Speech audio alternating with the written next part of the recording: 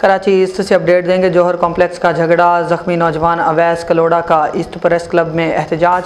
अवैस का कहना है वो सुलह करवाने गए मगर यूनियन रहनुमा गुलाम मुस्तफ़ा चांडियो और साथियों ने हमला करके तशद्दुद का निशाना बनाया, असलहा तान दिया, दिफा में पिस्तौल छीन कर हवाई फायरिंग की, लेकिन SHO सच्चल ने शफाफ तहकीकात के बगैर उल्टा झूठा मुकदमा दर्ज कर दिया। अवैस कलोड़ा ने DIG और SSP ईस्ट से मुकदमा ख़त्म करने का मुतालबा किया है और इंसाफ देने की अपील की है। इहो आहे, असां ॿुधायूं था ॻाल्हि त इहो जेकी बि ॻाल्हि आहे अहिड़े क़िस्म जी का बि ॻाल्हि न आहे। इन ॻाल्हि खे अजायो ॿियो मुंहुं ॾिनो थो वञे, ॿी ॻाल्हि कई थी वञे।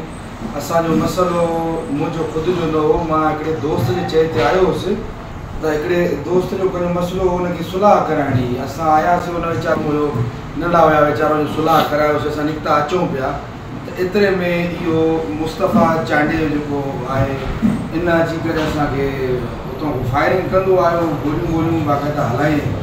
असांखे त हिन मामले जी ख़बर ई कोन्हे। असां जो वार सां पाण हुन मूंखे चयो त पठाण आहे तूं, मां चयो मां सिंधी आहियां, मां पाण कोम्बरस सां सिंधी आहियां, ॿाहिरि हुअसि अञा माज़रत बि कईसीं, पर हुनखे इहा ॻाल्हि सम्झ में न अचे पई।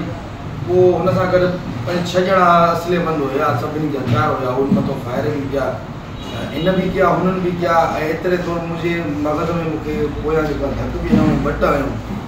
पोइ एतिरे में बसि इहो आहे त पंहिंजे डिफेंस ख़ातिर असां पिस्टल खसे करे, उन्हनि जो ई पिस्टल हो, त डिफेंस ख़ातिर असां बि मथे जेको आहे हवाई कयासीं ऐं पंहिंजो जान छॾाए निकितासीं, छो जो असांखे मारनि पिया हो।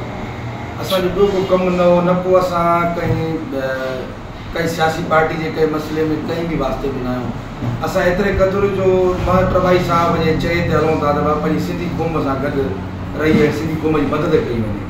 असांजी कहिड़ी ख़बर त इहो मामिलो एतिरो मथे ते चाढ़े छॾींदो, असांजो कमु ई न आहे हिन मामले में। जेको बि वाक़ियो थियो आहे, हिन वाक़िए में पाण हुननि असां सां कई आहे। असां पंहिंजे डिफेंस ख़ातिर पाणनि खे धिका ॾेई निकिरी वियासीं, सुभाणे इंसान असां मसइलो खणूं न। ॻाल्हि ई एतिरी जंहिंखे वधायो वञे। असांजी अपील आहे CM सिंध खे ऐं जेको हितां जो DIG ईस्ट आहे ऐं IG साहब ऐं जेको हितां जो SSP आहे ऐं SHO साहब खे असां इहा अपील कई वञे त इहा ग़लति असांजे मथां FIR कई वई आहे, बेगुनाह FIR कई वई आहे, जंहिंजे असां को बि अहिड़ो मसइलो न आहे।